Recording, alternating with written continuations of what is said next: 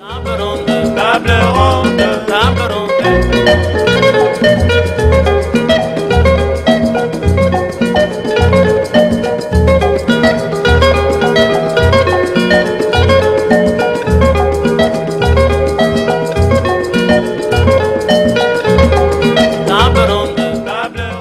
Monsieur, bonsoir. On célèbre aujourd'hui les 61 ans de l'indépendance de la RDC. Quel bilan faites-vous de ces 61 ans d'indépendance de la RDC? Nous allons en parler dans cette émission.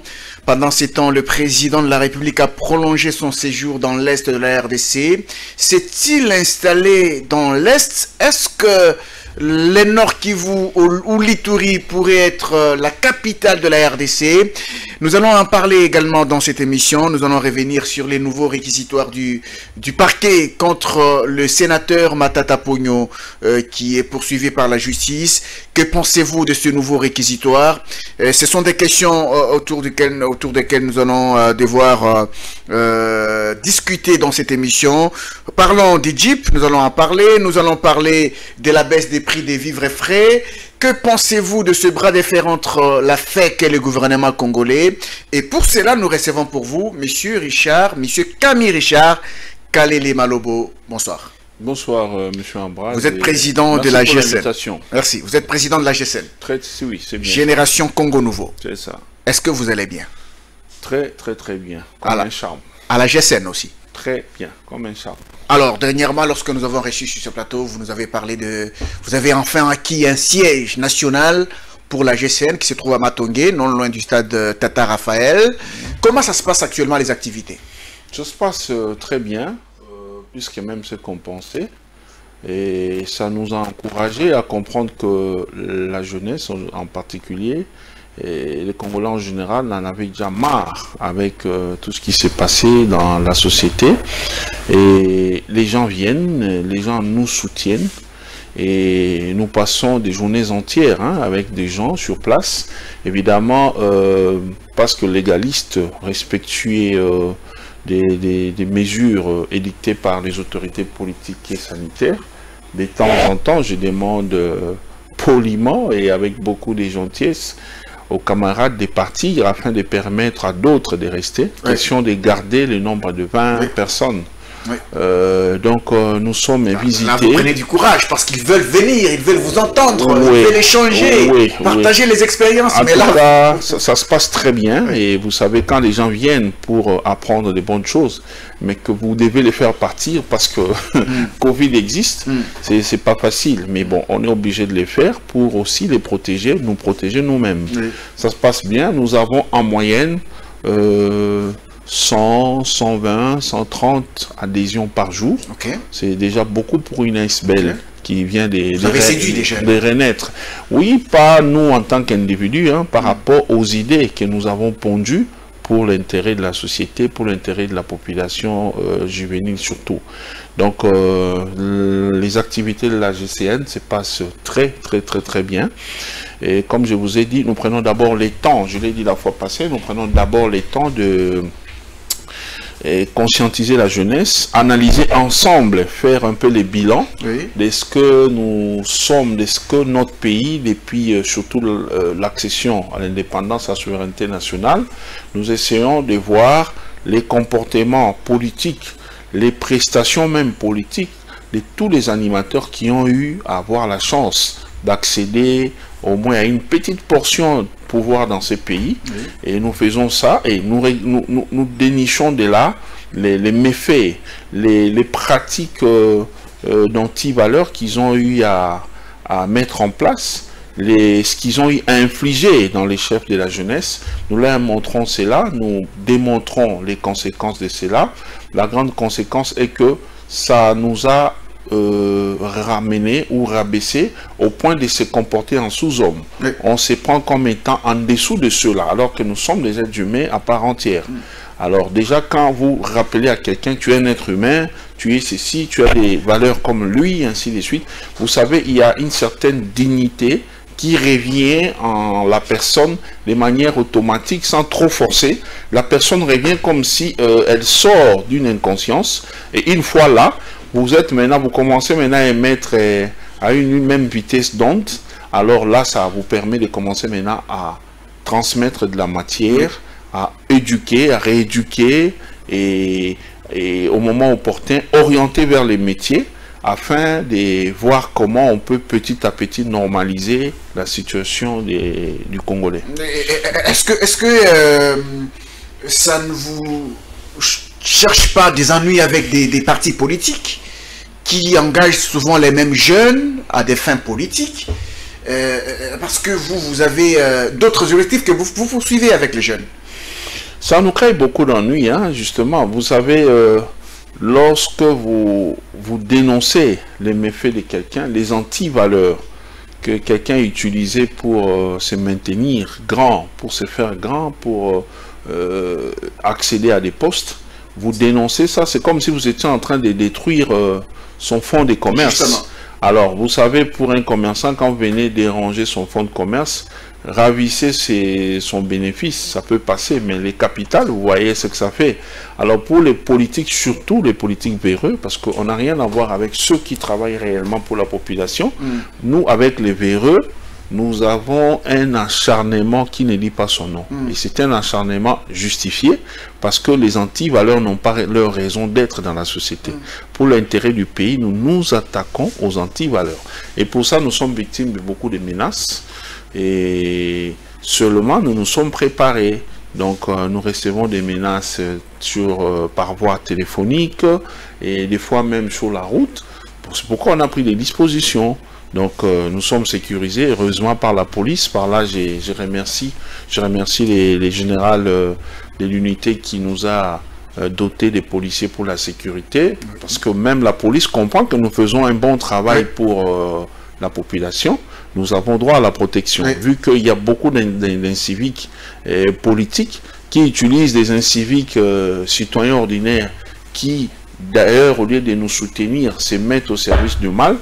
Et tous ces gens-là constituent une menace pour nous. Alors, on est protégé, on est sécurisé. Donc, c'est un message de dissuasion pour tout celui qui ose venir nous affronter physiquement. Il faut faire attention parce que la police est avec nous. Et puis sur le plan spirituel, on a Dieu qui nous protège. Parce que lorsqu'on travaille pour une raison noble, une raison à intérêt général, Dieu ne peut pas nous laisser. Il est avec nous. C'est pourquoi d'ailleurs vous voyez ce succès. Et ce n'est pas parce que nous sommes je ne sais pas quoi. Donc nous travaillons humblement pour l'intérêt de la population.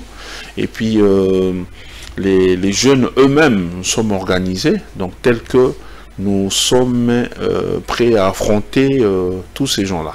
Alors, la Génération Congo Nouveau venait d'acquérir un nouveau siège national.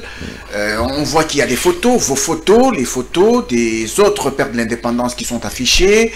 Un peu quand on voit ça dans les réseaux sociaux, on a un peu l'idée que c'est une activité politique, presque comme celle des autres partis politiques. Ouais, je vais donner une clarification. Vous savez, une ASBL, tout ASBL a des objectifs. Oui. Il y en a généralement plusieurs, et liés principalement au bien-être de la population. Mais la particularité avec la GCN est que nous nous attaquons, outre nos autres objectifs, qui vont consister à socialiser, à récupérer, à réorienter la jeunesse égarée, nous attaquons principalement contre les anti-valeurs. Des anti-valeurs installées par les politiques véreux. Vous voyez? Alors quand j'attaque, je donne un exemple, quelqu'un qui travaille dans un secteur donné, même si je ne suis pas de ces secteurs-là, j'attaque les anti-valeurs de là. Donc je dois parler, on dirait, comme si j'étais de là. Ah, exact. Vous voyez la particularité. Donc nous sommes en train de vouloir faire normaliser la situation ou les fonctionnements des activités, les faire normaliser, les activités politiques du pays, sans être dans la politique. Dans la politique, justement. Donc c'est ça notre particularité. C'est d'ailleurs la raison qui pousse les gens à venir, parce que tout le monde comprend que c'est ça le mot de tout. Donc tous les malheurs viennent de là. Lorsqu'on prend les jeunes en otage, monsieur, je vais vous scolariser. Une fois devenu président, je vais faire ceci pour vous. Je ferai cela.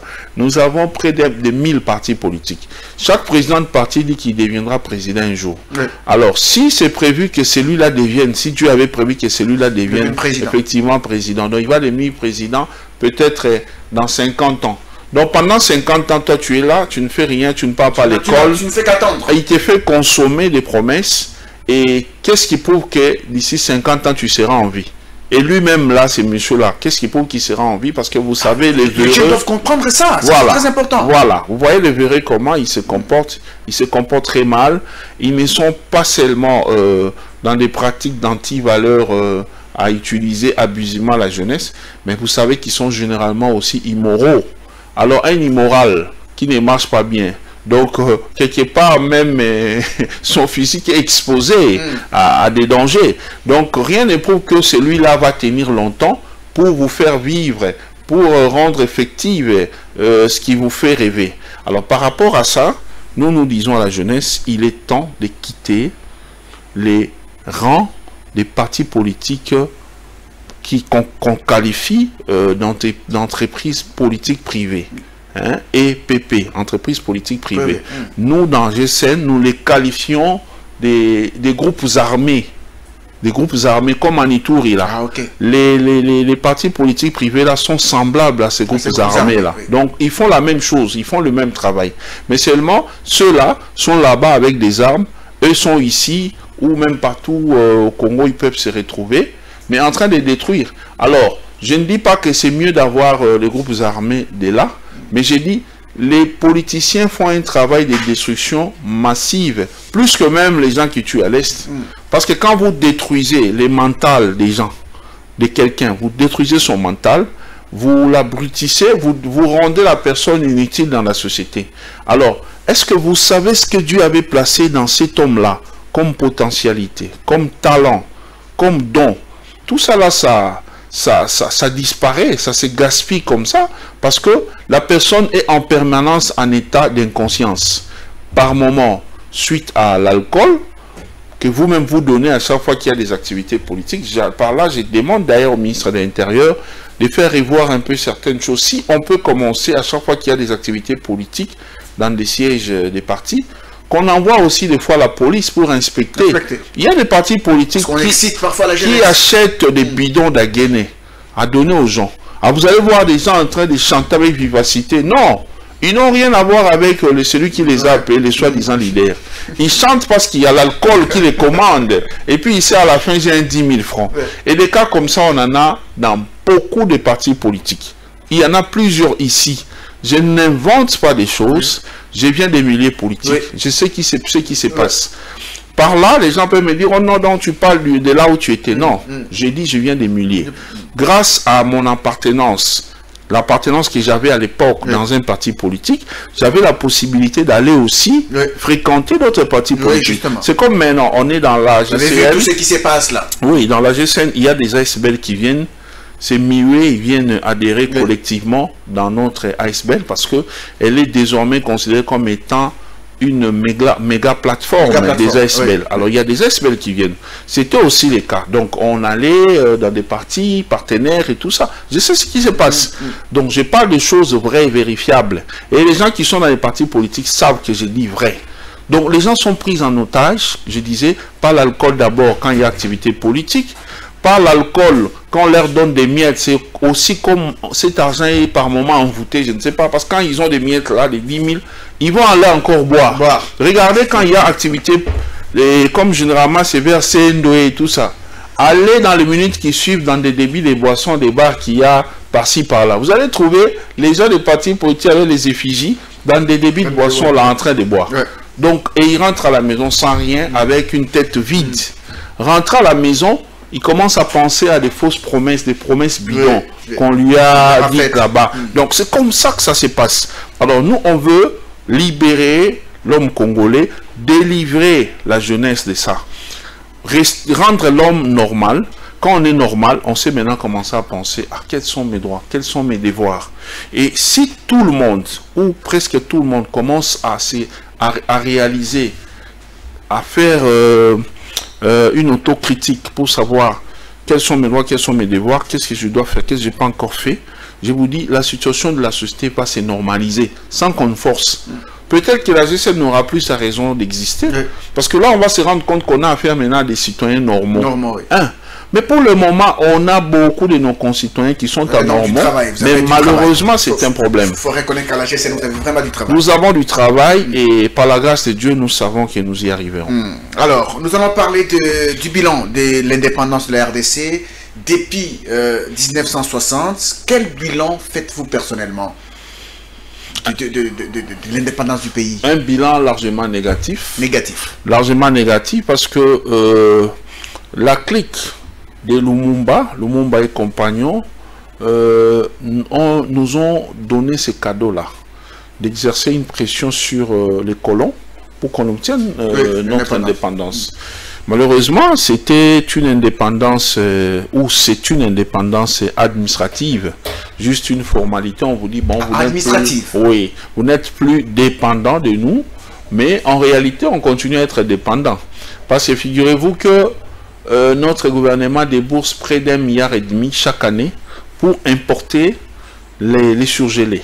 Chose d'ailleurs déjà qui n'est pas très bien à consommer, parce que moi je vois... Par rapport à la santé. Oui, quand nous-mêmes ici, nous achetons nos choses localement ici, il suffit de laisser ça pendant longtemps sans faire congeler. Vous voyez que ça devient... c'est fermente en quelque sorte. Oui, en quelque sorte. Et puis, vous voyez que ce n'est plus vraiment bien à manger. Même le goût change. Mais, quand on vous fait venir quelque chose de l'étranger, vous ne savez pas, on avait apprêté ça depuis 1 année ou 2 ans. Ça vous arrive, vous préparez, vous voyez, vous pouvez manger ça. C'est-à-dire qu'on y a mis des produits pour la conservation. Et tout ça, là, nous consommons. Quand ça passe par... nos amis les Ngandantaba et tout ça, ils sortent des cartons de poulet sans laver, directement on coupe, ils mettent au feu. Justement. Alors s'il y a des formoles comme on nous laisse entendre, ce sont des maladies dans le corps.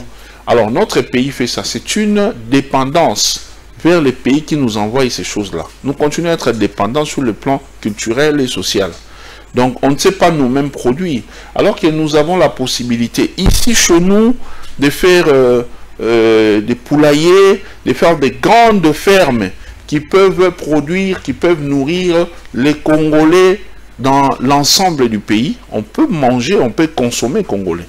Mais il y a un problème d'organisation, une histoire installée depuis des années.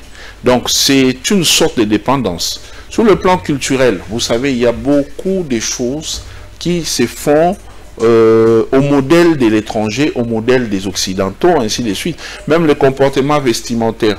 Nous sommes bantous, nous sommes congolais, africains. On a notre façon de s'habiller. Mais le comportement vestimentaire a changé. Aujourd'hui, les gens veulent s'habiller comme les Occidentaux. Les gens veulent parler comme les Occidentaux. Nous inventons tout. Et même sur le plan de la religion, il y a des religions. On est laïque. C'est la démocratie, je n'en disconviens pas. Mais quand on est patriote, on est nationaliste, on se veut panafricain, il y a des choses qu'on ne peut pas se permettre. Mais il y a du méli-mélo, je ne sais pas trop me mêler dans ce terrain-là. Donc bref, il y a un problème. Nous sommes encore trop dépendants de l'extérieur, de l'étranger. Je reviens sur le plan politique. Je ne refuse pas, lorsqu'on veut devenir président de la République, il y a des nations qu'il faut consulter. C'est le cas avec même les États-Unis. Vous savez, à chaque fois qu'un candidat sent vraiment qu'il est près de la Maison-Blanche, il fait le tour, il va en France, il contacte Poutine, il voit Angela Merkel et tout ça. C'est normal, parce que ce sont des grandes nations, les décisions. Mais chez nous, en Afrique en général, c'est vraiment une sorte de prison. Donc, quand eux partent là, c'est déjà pour voir comment ils vont travailler. Mais en Afrique, beaucoup de dirigeants africains, quand ils y vont, c'est pour aller quémander le pouvoir et solliciter la protection. C'est une sorte de dépendance. Oui, c'est une sorte de dépendance. Donc, on est encore sous les jougs des impérialistes et des Occidentaux. Alors, le Congolais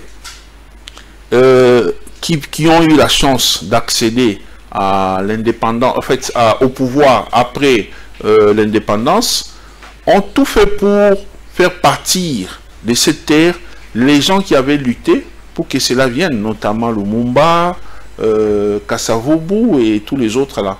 Ils sont partis. Ceux qui sont venus alors qu'ils étaient jeunes, Lumumba et ses compagnons se sont battus. Ils étaient tout jeunes. Aujourd'hui, là, nous, on a vieilli. À cet âge, moi, j'ai dit, mais je suis en retard, même commencer la GCN maintenant, par rapport à tout ce que j'ai comme vision pour mon pays. Je vois que la GCN, je l'ai redémarré en retard. Oui, mais qu'à cela ne tienne, on va se battre car mieux vaut tard que jamais, dit-on. Alors, Lumumba était moins âgé que moi lorsqu'il s'est battu, bec et ongle pour que cela arrive. Mais aujourd'hui, je disais, quand on les a éliminés, ils sont partis. Les jeunes qui avaient pris les pouvoirs, Mobutu et ses amis, nous ont dirigés dans une dictature qui jusqu'à aujourd'hui on ne sait qualifier. Ils étaient au service des impérialistes, ils étaient au service de leurs maîtres. Et nous, on avait quitté la dépendance ou l'esclavagisme direct face aux colons pour maintenant en vivre de manière indirecte. Donc, on ne dépendait peut-être plus directement d'eux, mais on continue à dépendre d'eux en passant par nos propres frères. Vous avez vu comment Mobutu a géré pendant 32 ans. Il n'avait presque rien à voir avec la population. Si d'ailleurs on parle de l'unité nationale et tout ça, moi je dis oui, peut-être Mobutu veillait à ça, mais c'était aussi parce que nous étions encore sous-développés. Il y a beaucoup de choses qui nous échappaient. On était encore ignorants, on était dans cette chaleur familiale-là. Mais aujourd'hui, avec les développements, avec toutes les anti-valeurs qui sont entrées dans la société, vous voyez comment les Congolais ne sont plus unis. Donc aujourd'hui, c'est les tribalismes, les népotismes et tout ça.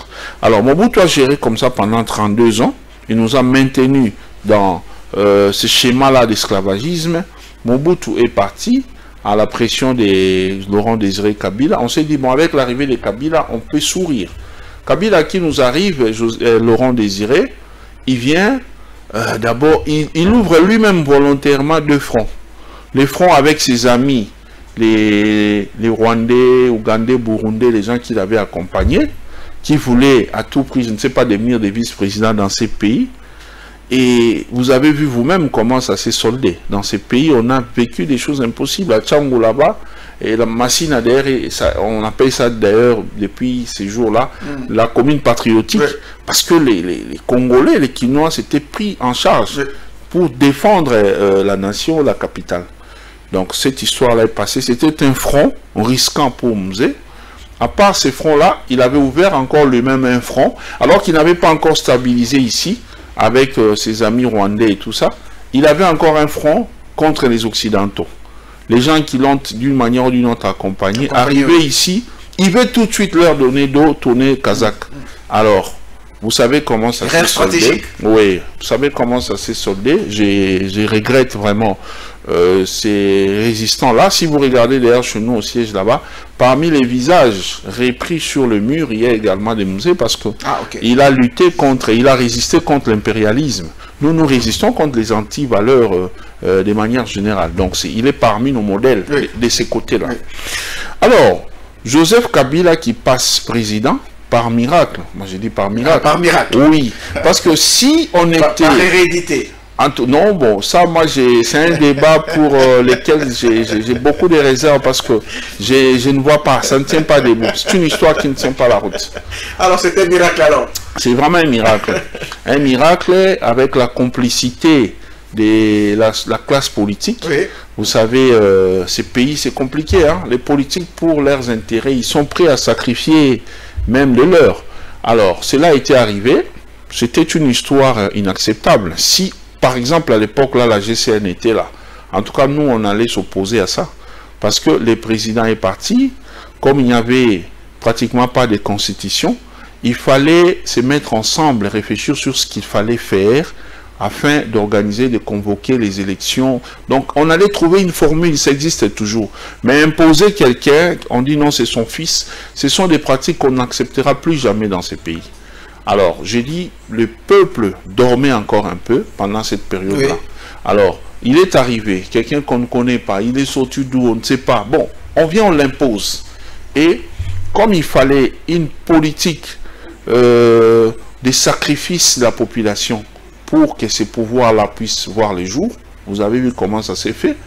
Kabila protégeait ses collaborateurs en leur laissant la main libre de faire ce qui est bon leur semblait. Et eux, à leur tour, prenaient les jeunes en otage. Donc, c'était comme si chaque leader avait sa société, des gens qu'il utilisait pour montrer que Kabila est populaire. Donc, à chaque fois qu'il fallait manifester pour soutenir Kabila, donc chacun de ces soi-disant leaders, moyennant de l'argent, faisait appel à la jeunesse. Alors, imaginez pendant 18 ans, des jeunes dépourvus de tout, ils n'ont rien, ils n'ont rien, ils n'ont rien. Alors, ils s'est contenté des fois de prendre ces miettes-là. Il y en a qui ont eu à accéder dans des petits postes de l'État. Hein, on dit, non, tu vois, moi, je te donnais du travail, hein, il faut faire ceci. Alors, un monsieur comme ça, il est prêt même à tabasser, à sortir la machette, parce qu'il s'est dit, je travaille quelque protéger part. Son travail. Et avec ça, il y en a qui ont 2, 3, 4, 5 postes dans différentes entreprises. IGF a encore beaucoup de boulot. Il faut suivre tout ça. Hein, une même personne ne peut pas travailler pour 2, 3 postes de l'État. Alors, on avance. Kabila cherche la protection pour demeurer au pouvoir. Donc, il s'est fait protéger face à la pression populaire grâce à ses collaborateurs. Ses collaborateurs aussi, des Kabila, ils attendent des postes pour avoir des postes et amasser de l'argent et tout ça. Aujourd'hui, d'ailleurs, lorsqu'on les inquiète par la justice, lorsqu'ils se plaignent, ils doivent se souvenir de ce que je dis. Ce n'est même pas une révélation, c'est une réalité que les gens doivent savoir, surtout les gens qui commentent des fois pour tout et pour rien. Ils doivent savoir que l'impunité avec laquelle, l'impunité permanente avec laquelle Kabila a géré ces pays, c'est ce qui a occasionné, c'est ce qui a poussé nos compatriotes qui étaient ses collaborateurs à commettre des fautes. Aujourd'hui, si on trouve qu'il y a beaucoup de dossiers, on les poursuit pour des choses. C'est à cause de ça. Parce que si je suis quelque part, je vois qu'il n'y a pas de rigueur, on ne me coince pas, on ne me contrôle pas. Ça pose problème. On voit ça même en amour. Tu es avec ta femme, tu es avec ton mari, vous vous aimez bien. Vous vous faites confiance, mais on nous dit également que la confiance n'exclut pas le contrôle. Alors, lorsqu'il n'y a pas de contrôle, la personne se dit, ah non, je peux tout faire, je ne serai jamais inquiété. Donc, la personne sera en train de faire n'importe quoi. Mais quand un pouvoir responsable arrive, il se met à commencer à fouiner pour normaliser la situation. Grâce à cette opération de fouiner, l'État congolais peut récupérer des millions, les retourner dans la caisse de l'État. L'État congolais peut être épargné de toutes les personnes nuisibles qui peuvent brouiller des pistes, qui peuvent encore compliquer le bon fonctionnement de l'État dans les jours à venir, aux élections à venir. Alors si l'État peut leur régler des comptes en leur donnant la sanction qu'ils méritent, je ne vois pas en quoi ça peut déranger. La gestion des Joseph Kabila caractérisée par l'impunité, vous l'avez dit. Et pour Félix Tshisekedi, vous n'avez pas parlé de... Oui, je suis en train d'arriver. Donc, vous voyez la série de souffrances pour les Congolais continue à venir. Donc, c'est parti de Mobutu, ça vient, on est à Kabila.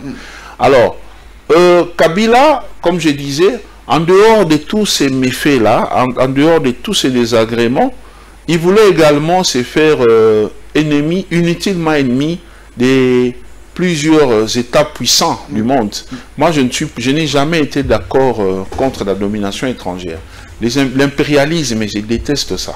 Je suis bien sûr un nationaliste, mais en même temps un nationaliste réaliste. Mais à un moment, lui, il voulait se faire appeler nationaliste, lui. Non, mais il voulait se faire appeler nationaliste pour des raisons que lui-même connaît. Invitez-moi un jour dans une émission, on ne va pas parler d'autre chose. Je vais vous expliquer tout sur la Kabylie, dans le sens de la gestion du pays, ce qui a marché, ce qui n'a pas marché. Mais pour le cas d'aujourd'hui, je dirais, Kabila n'était pas en conflit avec ces Occidentaux-là pour rien. Dans cette histoire, il y a à manger, à boire. Donc il y a beaucoup de choses. Ce n'était pas par sa volonté qu'il voulait lutter pour l'intérêt du peuple. Parce qu'il voulait lutter pour l'intérêt du peuple. Qu'est-ce qu'il faisait ici au pays des bons pour la population? Qu'est-ce que nous avons des bons ici par rapport à la gestion de Kabila? Donc on ne peut pas nous dire que non, bien que je suis reconnaissant, Kabila a élargi des chaussées, certaines chaussées, on voit ici Lumumba et tout ça, mais est-ce ce qui suffit? Est-ce ce que ces pays méritent par rapport à sa richesse? Non, mais lui-même en tant qu'individu, qu'est-ce qu'il a gagné? Qu'est-ce qu'il a eu? Aujourd'hui, quand vous allez à Kingakati là-bas, du côté site touristique là, mais c'est énorme. C'est énorme. Alors si on pouvait en avoir comme ça, on voit les jardins zoologiques. Pour les pays. Oui, rénovés pour les pays. On voit des choses comme ça, il est fait pour les pays. Ça ferait que les touristes viennent de partout. Vous savez, le tourisme, ça fait rentrer combien d'argent pour l'État? Il y a des pays qui n'ont pas de richesses. Tout ce qu'ils font, c'est le tourisme. Les gens viennent voir, visiter ceci. Ça génère énormément de l'argent pour les pays. Mais lui a fait ça pour lui. Alors, dire qu'il est nationaliste, alors que nous voyons qu'il a plus fait des bonnes choses pour lui, c'est un nationalisme à revoir, un nationalisme à bien étudier. Alors, Kabila a connu des problèmes pour peut-être des intérêts personnels avec tous ces gens-là. Ses propres intérêts. Oui, parce que vous voyez, avec quelqu'un comme Tshisekedi, aujourd'hui on le condamne. Là, je suis déjà dans les cas de Tshisekedi. Oui. Aujourd'hui, on les condamne. Non, il est avec Kagame, il est allé signer les accords, il fait ceci, il fait cela. Mais attendez, Kagame il sait avoir affaire à quelqu'un qui s'est battu pendant plusieurs années. Je crois qu'on parle de 37 ans, 38 ans, dans l'UDPS. L'histoire de l'UDPS est connue dans le monde. C'est un peu semblable à l'histoire de l'ANC, en Afrique du Sud, les partis de Mugabe, tout ça là. Alors, on a vu comment ces messieurs-là s'est battu aux côtés de son père jusqu'à devenir président comme il est aujourd'hui. Kagame connaît ses valeurs. Alors, tu sais qu'il vient avec un réalisme. Parce que on peut se rendre compte aujourd'hui que grâce à la diplomatie réfléchie de Tshisekedi, les relations avec nos voisins se sont normalisées. Se sont normalisées. Oui. Si aujourd'hui, Museveni peut se déplacer de chez lui, venir jusque dans un des coins de notre pays, sans s'inquiéter, c'est parce que ça passe bien avec Tshisekedi. J'ai vu il y a 2-3 jours le ministre des Affaires étrangères du Burundi venir vers Tshisekedi parce que son président Ndayishimiye veut rencontrer notre président. Nous prenons le cas de Kagame. Kagame était avec Félix, ils se sont vus pendant 2 jours, ils étaient en séance de travail. Donc vous voyez, les relations se normalisent. On ne peut pas être là à condamner les voisins, ils nous ont tués, ils nous ont fait ceci. Personne n'ignore l'histoire. Oui. Les rapports mapping existent. Oui. Au moment opportun, tôt ou tard, qu'il pleuve ou qu'il neige, on finira par statuer sur ces cas et les gens à condamner paieront par rapport à ce qu'ils ont commis comme crime. Là-dedans, on critique seulement le Rwanda. Mais là-dedans, il faut avoir honte. Il y a beaucoup de Congolais qui sont cités. Il y a des Congolais qui sont Alors, parler de ça, demander à Tshisekedi de ne plus approcher Kagame, c'est une folie. Il faut être soit dans une folie, soit dans l'ignorance, ou soit vivre seulement dans une animosité contre Félix Tshisekedi. Alors que ce qu'il fait profite au pays. Ça nous donne d'ailleurs une assurance quant à la sécurité. Parce que, figurez-vous, parmi les accords, ils ont notamment signé pour que il y ait un accord là de lutter contre la fraude fiscale. Alors dites-moi, il y a des transactions, il y a des échanges commerciaux qui se font entre le Rwanda et la RDC. Si jamais Kagame sent, comme c'est quelqu'un qui aime son pays, vous avez vu comment il a donné de la valeur au Rwanda. Le Rwanda n'est pas, on ne peut pas envier, on ne peut pas rêver aller en Europe si on est au Rwanda, à Kigali. Il a fait des ça un bijou. Au Rwanda, les gens vivent, il y a des Congolais qui vont travailler là-bas parce qu'ils sont bien payés. Alors, si Kagame sent qu'il y a les intérêts du Rwanda dans ces opérations, si réellement il envoyait les gens nous agresser, nous tuer, il ne le fera plus. Parce qu'il sait que non, il y a des dollars de chez nous qui reviennent, qui sortent de ces opérations. Il va veiller à ça. Alors, est-ce qu'il faut fuir un ennemi parce qu'on sent que non, avec lui, ça ne va jamais marcher, alors que Dieu nous a imposé les voisinages? Non. Tu sais qu'elle est en train de faire une politique réfléchie, que j'encourage. Contrairement à la diplomatie qui se faisait sous Kabila, une diplomatie qui faisait bouger les ministres à tout moment, on voyait des images et tout ça, mais il n'y avait rien de concret. Mais avec Félix, lorsqu'il bouge, vous sentez vraiment que les choses viennent. Le président angolais, combien de fois il est venu? Vous savez, généralement, les présidents angolais minimisent à part Mobutu. Mais les présidents angolais qui sont passés, il y en a qui négligeaient la RDC. Mais aujourd'hui, vous sentez que l'Ourin soit de la considération pour Tshisekedi. Donc, le bilan est largement négatif à cause des animateurs politiques qui sont passés, qui ne travaillent que pour leur propre intérêt. Alors, maintenant que nous avons Félix Tshisekedi, qui a la volonté politique très manifeste d'aider ces pays, de voir les choses changer, nous devons maintenant nous réveiller, nous jeunesse, nous populations, nous devons nous réveiller chacun en ce qui les concerne, chacun partout où il peut se retrouver, apporter sa petite pierre à la lutte là pour voir les choses changer radicalement. Alors, vous avez parlé du président de la République, Félix Tshisekedi, ça nous donne l'occasion de parler de lui par rapport à son séjour prolongé dans l'est du pays. On avait réclamé dernièrement qu'il aille à Béni. Quand il n'allait pas, on a crié. Il avait promis de s'installer dans l'est. Il semblerait que c'est chose faite qu'il s'est installé dans l'est. Parce qu'il a prolongé son séjour, vraiment. Oui. C'est un peu comparable à ce que je suis en train de dire ici. Vous voyez, il y a des gens qui, par manque d'arguments, par manque de bilan à présenter à la population suite à leur gestion des 18 ans, les kabylistes, ils sont là maintenant spécialisés à inventer des choses, comme ils sont habitués à berner, à mentir à la population. Ils savent que non, la population croit facilement à des choses. Alors, ils scrutent tous les faits et gestes du président. Oui. Et ils interprètent déjà en leur manière. Oui. Mais Dieu merci. Ils font l'opposition. Dieu merci, Dieu les confond toujours. Ah, okay. Les gens disaient ici que non, les présidents n'allaient pas descendre à Béni, il a peur d'aller dans l'Est et tout ça. Petit Tshisekedi, il les a prouvés.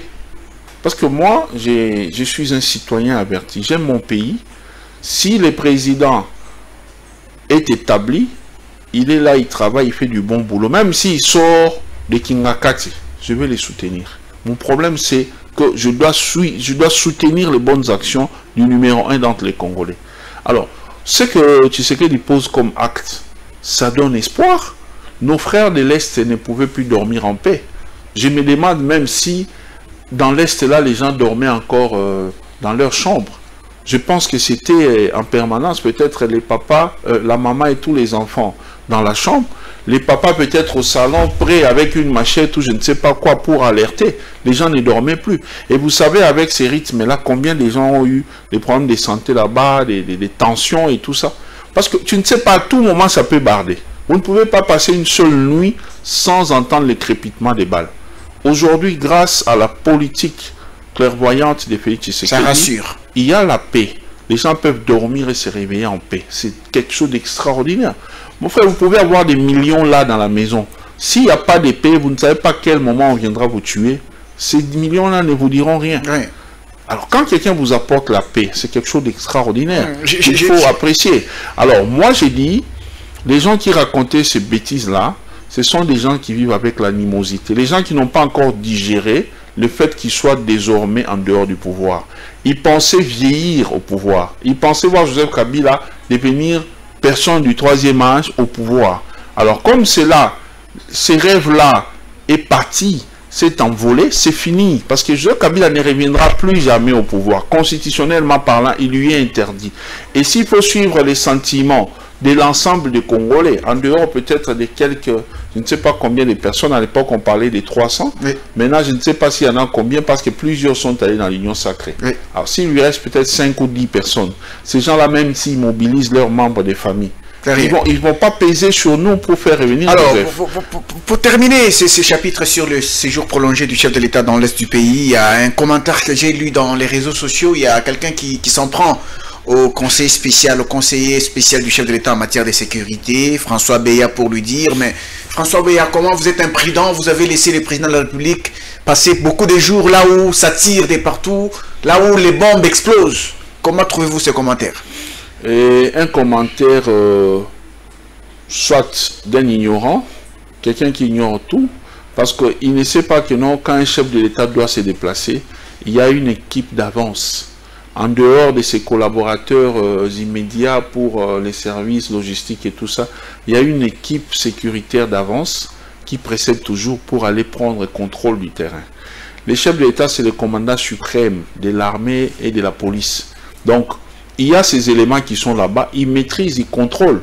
Et puis, n'oubliez pas que nous avons des pays limitrophes, amis à la RDC, qui ont aussi également des services de renseignement. Alors, vous pensez qu'Agame peut faire des déplacements jusque là où il était avec Félix Tshisekedi, ici, il savait qu'il y avait insécurité. les présidents Museveni, les messieurs du Burundi. Non. S'ils les font, c'est parce qu'ils savent que la situation est sous contrôle. Donc, celui qui a écrit là doit être soit un ignorant. S'il n'est pas ignorant, il doit être de la famille politique des gens qui vivent avec une animosité permanente contre la personne de Félix Tshisekedi, voyant le travail qu'il est en train d'abattre pendant 2 ans, moi je dirais même 6 mois, parce que avant, avec l'histoire des FCC Cash, il n'avait pas la marge de manœuvre. Mais avec, depuis l'arrivée du gouvernement Sama, tout se passe bien, il s'est tout contrôlé. Donc depuis 6 mois seulement, il a su restaurer la paix et la sécurité dans l'Est. Chose qui n'était pas faite avec les amis qui ont fait 24 ans ou 18 ans, s'il faut épargner Musée. Alors, si ce monsieur-là n'est pas de cette famille politique-là, alors je peux tout simplement dire qu'il n'avait rien à faire. Et comme il avait des mégas de trop dans les téléphones, il a préféré écrire n'importe quoi. Vous parlez des 6 mois du gouvernement Sama Lukonde avec les choses qui marchent. Il y a cette affaire de baisse des prix de vivres frais qui oppose la FEC au gouvernement de la République. On dit que les prix doivent baisser, mais la FEC dignette. Comment trouvez-vous ce bras de fer? Qui va l'emporter? C'est bien beau pour le gouvernement de lutter pour le bien-être de la population. C'est très bien, mais les choses doivent se faire dans le respect des règles de l'art. C'est irresponsable pour le gouvernement d'aller s'asseoir, parler même, statuer sur un cas au Conseil des ministres. Le Conseil des ministres, c'est un cadre par excellence de l'exécutif pour faire passer des décisions que nous, Congolais, nous sommes appelés à subir. Alors, on ne peut pas là-bas, dire des choses pour lesquelles on n'est pas encore sûr. C'est de l'irresponsabilité. On devait d'abord être sûr. Oui, je vous ai dit, au Conseil des ministres. Quand ça va, ça va. Quand ça ne va pas, je parle. Je suis là pour la population. Donc, avec ça, le Premier ministre et son ministre de l'économie ne se sont pas bien comportés. Ça, c'est une chose. De l'autre côté, est-ce que la FEC a le droit, ou bien pour la FEC, c'est normal de faire un bras de fer sur la place publique avec le gouvernement? J'ai dit non. Déjà, la FEC, là, pour commencer, c'est une organisation qui est dominée par plusieurs caciques de la Kabylie. Est-ce qu'ils peuvent... Son président, c'est Imperium. Ils pourront jouer franc jeu avec le gouvernement? Je ne pense pas. Donc, leur réaction n'est pas aussi normale. Si ils estiment que le gouvernement s'est mal comporté en traitant cette question de cette façon-là, il y avait moyen d'approcher le gouvernement en nous épargnant, leurs documents, leurs lettres, je ne sais pas quoi, les réseaux sociaux, aller traiter ça là-bas et voir rapidement comment découvrir de quel côté est la faute, si c'est du côté gouvernement, sans faire trop de bruit, permettre au gouvernement de faire une manœuvre pour se rebuffer, mais en corrigeant, sans qu'on sache qu'il y a eu interpellation de la FEC. Alors, de l'autre côté aussi du gouvernement, comme je dis là, il y avait moyen, avant de publier ça, d'approcher la FEC. Mais les deux ne se sont pas bien comportés. Ce qui est bien que nous, ça nous plaît de voir les histoires être revues à la baisse. C'est les rêves de tous les jours, parce que nous ne demandons rien pour le moment, rien de grave pour le moment. Qu'on mange d'abord bien. Parce que quand on mange bien, on a accès aux soins de santé convenables, ça nous permet de vivre. Et si on vit, tant qu'on vit, on dit qu'il y a de l'espoir. Je peux espérer que même aujourd'hui, si je suis pousse-pousseur, aussi longtemps que je suis en vie, je sais manger. Si les manger devient les cadets de mes soucis, les soins médicaux également, ça me donne espoir de vivre. Et si je peux vivre, je peux également espérer demain devenir ce dont je rêve. Alors, quand le gouvernement et la FEC jouent leur jeu de la souris au chat, alors là, c'est la population qui se sent mal à l'aise. Et là, ça discrédite et le gouvernement et la FEC. Donc moi, je pense que la meilleure des choses à faire, c'est de demander au Premier ministre d'approcher la FEC. Si ces opérateurs économiques font exprès et que ces choses-là coûtent réellement moins cher là-bas, et qu'eux viennent imposer, inventer leur prix là, alors que le gouvernement s'impose, que ceux qui estiment qu'ils ne sont pas d'accord avec ces prix-là alors qu'il gagne déjà beaucoup, qu'il se retire. C'est encore mieux, je dis, c'est encore mieux de souffrir, de vivre la rareté des produits. Pendant 2, 3, 4 semaines, nous allons manger les matembele que nous avons chacun derrière la maison, en attendant voir les gouvernements s'organiser autrement. Il y a beaucoup d'opérateurs économiques à travers le monde qui veulent aussi se jeter dans ça. Si les gens avec qui nous travaillons, nous, depuis des années, qui sont d'ailleurs favorisés, qui étaient favorisés par la Kabylie, cherchent à nous tirer encore dans la souffrance, dans la misère, alors que les gouvernements s'imposent qu'ils prennent ses responsabilités en main pour régler cette affaire-là. Nous allons terminer parce qu'il nous reste trop peu de minutes avec cette question du nouveau réquisitoire du parquet contre Matata Pognon pour la levée de ses immunités parlementaires. Comment trouvez-vous ce nouveau réquisitoire? Est-ce qu'il s'agit d'un acharnement contre la personne de Matata Pognon? J'avais dit ça, en tout cas dans plusieurs de mes émissions, dans Congo Web comme ailleurs. J'avais dit que les procureurs allaient saisir à nouveau les bureaux du Sénat, oui, je m'en rappelle, contre Matata Pognon. Je l'avais dit. Et si vous lisez bien, en tout cas, à moins que je me trompe, il semble que cette fois-ci, le réquisitoire est arrivé pour d'autres faits.